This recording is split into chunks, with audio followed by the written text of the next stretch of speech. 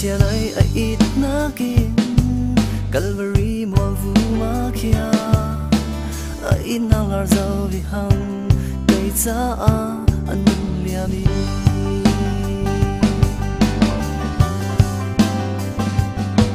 cây cha chi thua tu bôi pa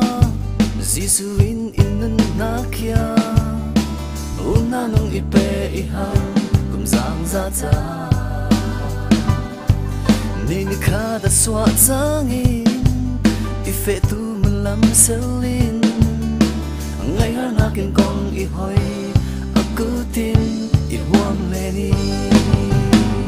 mo boy pa nang lek yani kai cha ai nun na ki pe lam na nun thon kong I hoy I boy pa I joy tu na kan wan songa câu linh sông á nằm lên chân cây in mình kia ôm là vì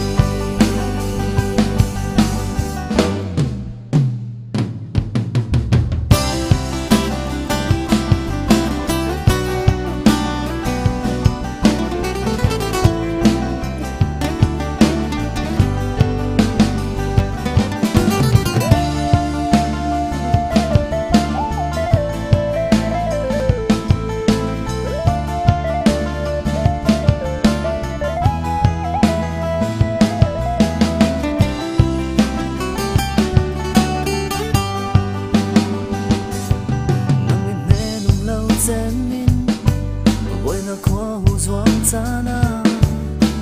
anh bên tu là viên bồi pa I tâm tư nang lên mê nung lên phang in lao pa giấy này non loving na cứ thom lên in I hoa I ma in con I hoy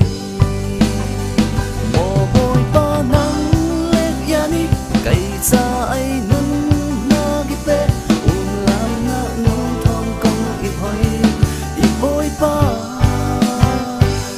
rồi tu na cao luôn sông á, thực tu na cao lên sông á, nắng lòng chân cây in mình kia ôm là vì mồ bôi ba nắng lệ ya đi, cây ra ai nâng na hi pe ôm làm na nâng thon câu ít hỏi ít bôi ba, ít rồi tu na cao luôn sông á, thực tu na cao